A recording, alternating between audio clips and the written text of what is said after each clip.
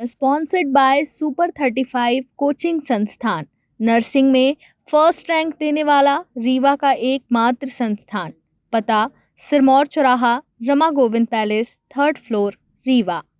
नमस्कार, बहुत बहुत स्वागत है आपका विंध्या टाइम्स में। मैं हूं आपके साथ स्वाति। एक ऐसा नाम, एक ऐसी शख्सियत से आज हम आपको रूबरू कराना चाहते हैं जिनका नाम हर किसी की जुबान पर है।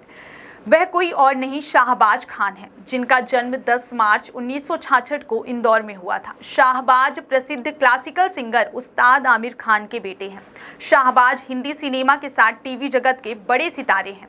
आपको बता दें, यह कई फिल्मों और टीवी शो में काम कर चुके हैं। आपको बता दें कि शाहबाज खान अपने पिता को छोटी उम्र में खो दिए थे। उनके पिता का देहांत सड़क हादसे में हो गया था। शाहबाज को संगीत से बेहद लगाव था, लेकिन उनकी मां का कहना था कि संगीत के क्षेत्र में उनके परिवार ने काफ़ी नाम कमा लिया है, कुछ ऐसा करो जिससे कि एक अलग पहचान बने।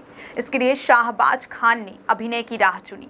उन्होंने अपने करियर की शुरुआत फिल्मों से की थी, मगर फिल्मों में शाहबाज कुछ खास कमाल नहीं दिखा पाए और फिर उन्होंने टीवी की दुनिया में कदम रखा। उन्होंने कई टीवी सीरियल्स में दमदार एक्टिंग की और यहीं से उनके करियर की नई शुरुआत हुई।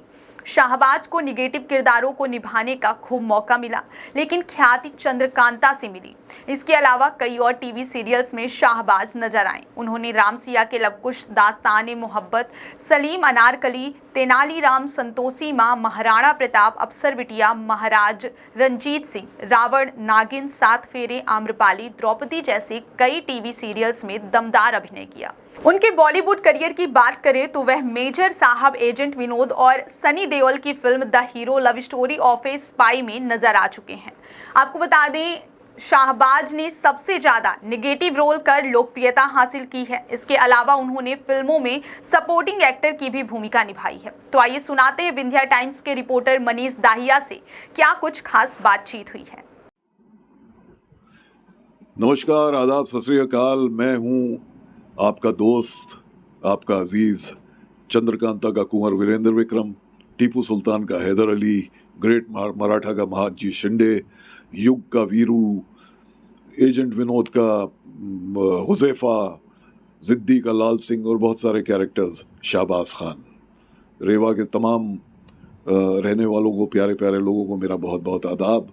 और मैं रेवा आया हूँ अपने दोस्त इश्तियाक मंसूरी साहब से मिलने। मेरे बाजू ही बैठे हैं, ये यहाँ पे बिजनेसमैन हैं। इनसे मुलाकात के लिए मैं यहाँ आया और बहुत अच्छा लगा, क्योंकि मैं भी इंदौर, मध्य प्रदेश का ही हूँ। इंदौर की पैदाइश है।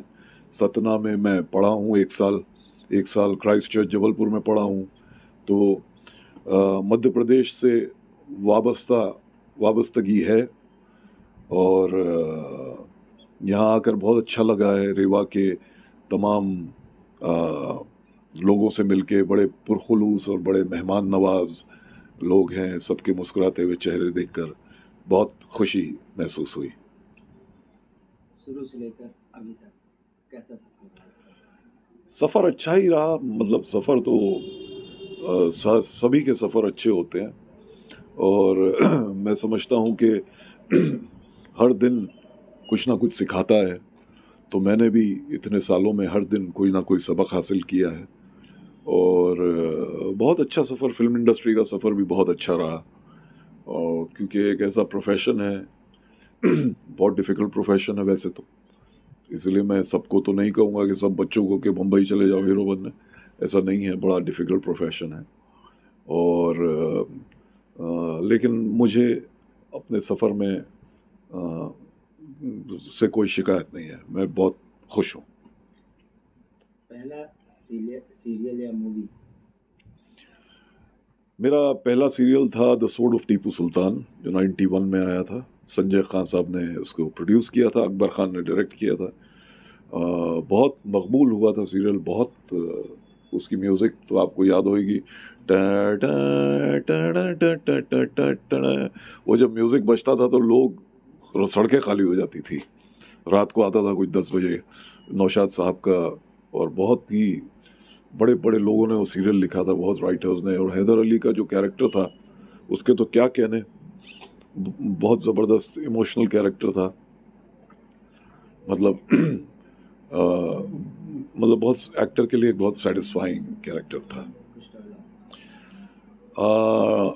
उसमें हैदर अली जब टीपू बेटा जब बड़ा हो जाता तो उसको हैदर अली कहते हैं कि टीपू बेटे, हिंदुस्तान एक बहुत अजीम मुल्क है, बहुत अजीम। पूरब से पश्चिम, शिमाल से जुनूब तक इसकी सरहदों को नापना कोई आसान काम नहीं है।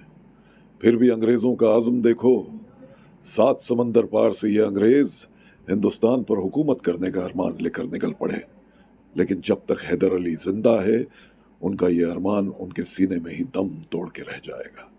भविष्य की क्या योजना है? भविष्य की योजना यही है कि मनोरंजन करते रहेंगे, काम करते रहेंगे। और मेरी सीरियल आ रही है इश्क नीति, वेब सीरीज़। इसके अलावा अंगद, ऐसी बहुत सारी फिल्में हैं जो मेकिंग में हैं और आगे भी सिलसिला चलता रहेगा।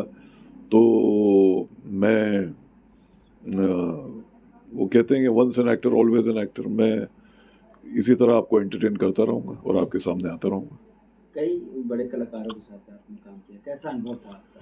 बहुत अच्छा अनुभव था। सब कलाकार, वो तो आप लोगों को लगता है कि भाई वो ऐसा होगा, वो ऐसा होगा, वैसे बड़े डाउन टू अर्थ तो सब बहुत अच्छे लोग हैं। जैसे देखा जाए सलमान है, सनी हैं, शाहरुख साहब हैं, सारे के सारे अपने काम से लगन रखने वाले और सब बहुत अच्छे लोग हैं। इंडस्ट्री जो है उसमें ज़्यादातर 80% लोग बहुत अच्छे हैं।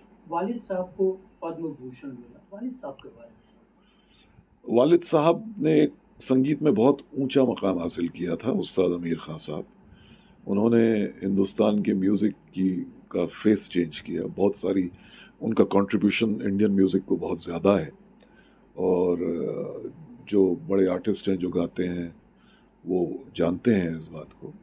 और उनका इंतकाल कार एक्सीडेंट से 74 में हो गया था। तो उन्होंने ख़याल गायकी जो है उसको एक नया आयाम दिया। यूट्यूब पर एक डॉक्यूमेंट्री फिल्म है, एक या दो डॉक्यूमेंट्री फिल्म है उनके ऊपर, 4-5 उन पर किताबें भी लिखी गई हैं। एक उस्ताद अमीर खान, अगर यूट्यूब पे अगर आप करेंगे तो उनकी दोनों डॉक्यूमेंट्री फिल्म्स हैं, वो देख सकते हैं। उसमें उनका बहुत सारा उनका योगदान बहुत। एक नौशाद साहब ने जब उनका इंतकाल हुआ तो नौशाद साहब के साथ उन्होंने काम भी किया था। उन्होंने एक नज़म लिखी थी। उन्होंने लिखा था कि संगीत के जहां में वो मीर कारवां थे, क्या बेमिसाल गायक अपने अमीर खां थे।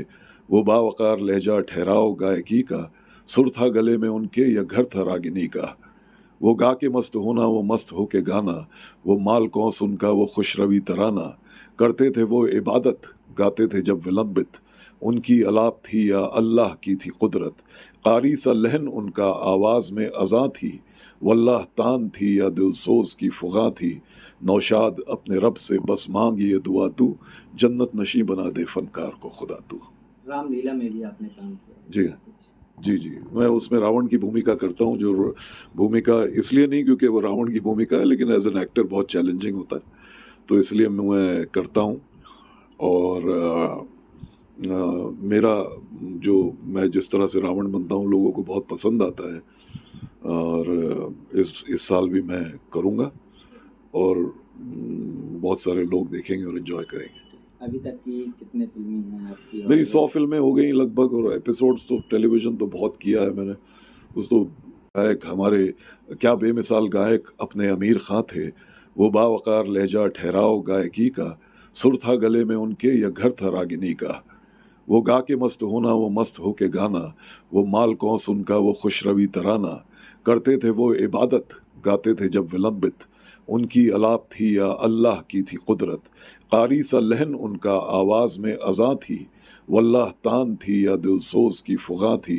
नौशाद अपने रब से बस मांग ये दुआ तू, जन्नत नशी बना दे फनकार को खुदा तू। रामलीला में भी आपने काम किया। जी, मैं उसमें रावण की भूमिका करता हूँ। जो भूमिका इसलिए नहीं क्योंकि वो रावण की भूमिका है, लेकिन एज एन एक्टर बहुत चैलेंजिंग होता है, तो इसलिए मैं करता हूँ। और मैं जिस तरह से रावण बनता हूँ लोगों को बहुत पसंद आता है।